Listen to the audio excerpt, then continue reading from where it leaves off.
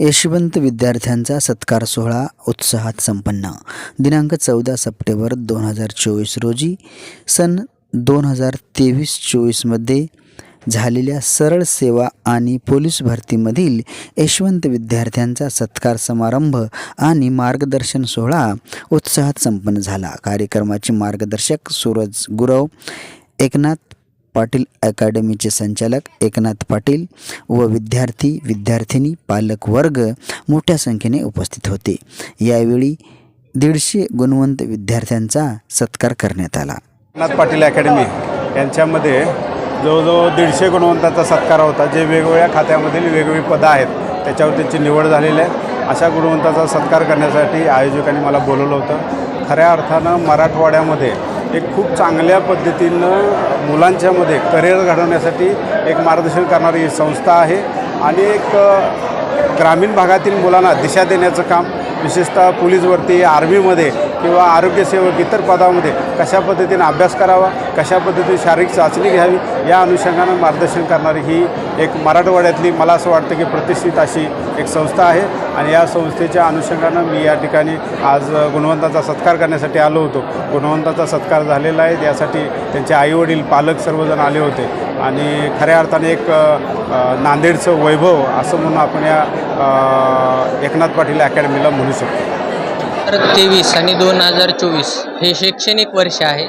या वर्षामध्ये आत्तापर्यंत एकूण एकनाथ पाटील अकॅडमीचे 150 विद्यार्थी विविध पदावर लागलेले आहेत आणि आम्ही दरवर्षी असे कार्यक्रम घेत असतो आणि पोलीस प्रशासनात आम्हाला पहिल्यापासूनच आवड असल्यामुळं आम्ही आज अप्पर पोलीस अधीक्षक सूरज गुरव साहेबांना बोलवलं आणि त्यांच्या हस्ते सर्व विद्यार्थ्यांचा सत्कार केलेला आहे. आणि आता पुढं भविष्यामध्ये अजून ही भरती संपलेली नाही. मुंबई जिल्हा राहिलेला आहे, असे ठाणे, रायगड असे बरेच जिल्हे राहिलेले आहेत. त्याही जिल्ह्यामध्ये आता 7000 भरती आहे. तर त्या अनुषंगानं आमच्या अजून 100 ते 125 मुलं लागू शकतात आणि तो कार्यक्रम आम्ही दुसऱ्या टप्प्यात लगेच घेणार आहोत. याही कार्यक्रमात जे विद्यार्थी राहिलेले आहेत त्यांचा सत्कार पुढच्या टप्प्यात घेणार आहोत. आम्हाला ह्या कार्यामध्ये जे काही सहकार्य करतात त्यांचं आम्हाला खरं तर कौतुक बी वाटतं आणि सहकार्य वाटतं. दुसरी गोष्ट अशी की विद्यार्थ्यांनी केलेल्या कार्याचा गौरव होणं फार गरजेचं असतं आणि त्यांना सांभाळलेले जे पालक असतात त्यांनासुद्धा त्यांचा सत्कार होत असताना आनंद अश्रू अनावर होत असतात आणि ते पाहताना आम्हाला आमची छाती स्वाभिमानाने भरून येते. आम्हाला ह्या विद्यार्थ्याच्या केलेल्या गौरवामध्ये खऱ्या अर्थानं आनंद भेटतो आणि एक प्रकारचं वेगळं सुख आणि समाधान भेटतं. म्हणून आम्ही असे कार्यक्रम करत असतो आणि पुढेही करत राहू आणि आम्हाला विद्यार्थ्यांचं खूप मोठ्या प्रमाणे आणि मीडियाचं सुद्धा सहकार्य राहतं. त्याबद्दल विद्यार्थ्यांना काय सांगाल? जे होतकरू विद्यार्थी आहेत त्याची तयारीला आता लागलेली आहे. तर ग्रामीण भागातील जे विद्यार्थी आहेत 10वी पास झाल्या अशा विद्यार्थ्यांनी खऱ्या अर्थानं स्पर्धा परीक्षेकडे यायला पाहिजे. कारण सरळ सेवा आणि वर्ग 3 आणि वर्ग 4च्या नोकऱ्या किमान 1.5-2 वर्षामध्ये आपल्याला हे मिळवता येतात. भलेही आपल्याला 3 वर्ष लागले म्हणजे 12वी करून डिग्री करण्यापेक्षा 12वी करून 3 वर्ष जर स्पर्धा परीक्षा केलात तर 100% तुमच्या हातात नोकरी भेटेल आणि लगेचच तुम्हाला पगार सुरू होईल असं मी त्यांना सांगू इच्छितो. एकनाथ पाटील अकॅडमी मागच्या 12 वर्षापासून नवीन मोंढा नांदेड इथेच आहे. एकनाथ पाटील अकॅडमीमध्ये दिवसभरातून 3 बॅच असतात, 8 ते 11, 11 ते 2 आणि 3 ते 6. प्रत्येक बॅचमध्ये 100 विद्यार्थी असतात. आम्ही सोमवार ते शनिवार क्लास घेतो. ॲट ए टाईम 4 शिक्षक 4 हॉलवर शिकवतात.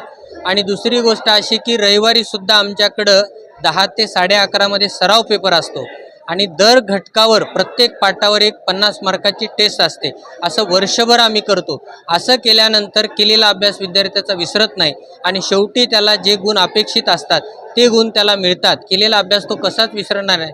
दर रविवारी पेपर असतो, त्याच्यामध्ये प्रश्न येतात. बुद्धिमत्ता असो, सामान्य ज्ञान असो, इंग्रजी असो, मराठी व्याकरण असो, सतत सराव केल्यामुळं तो परिपक्व बनतो. हे आमच्या एकनाथ पाटील अकॅडमीचं वैशिष्ट्य आहे आणि 1.5-2 वर्षात तो कुठल्या ना कुठल्या पदावर तो लागत असतो. मी मागील वर्षी म्हणजे 2023 आणि 2024ची Eknath Patil academy batch join केली होती. मी माजी सैनिक आहे. सेनेमध्ये मी 28 वर्ष सेवा करून आल्यानंतर सरळ सेवेची तयारी करण्यासाठी ही अकॅडमी निवडली.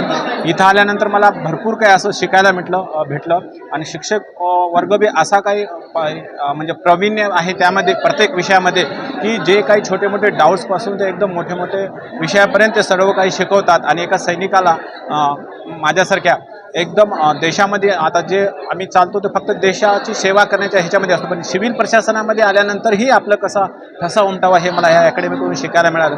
एकनाथ पाटील सरांनी जो एक वटवृक्ष उभा केला आणि त्या वटवृक्षावर येणारे ग्रामीण भागातून येणारे जेवढे काही छोटे छोटे पक्षी होते त्या पक्ष्यामध्ये जे बळ दिलं, पंखामध्ये जे बळ दिलं, त्याने ते उडून आपल्या दुसऱ्या परिक्रमा करायला जे त्यांनी ती ताकद दिली, ते हे वटवृक्ष ज्यांनी जे उभं केलं ते खूप मोठं व्हावं आणि त्याच्यामधून त्यांनी जे शिक्षणाचं जे बळ दिलं ते खूप काही ग्रामीण भागात येणाऱ्या किंवा शहरी भागातून येणाऱ्यांसाठी खूप काही फायद्याचं आहे.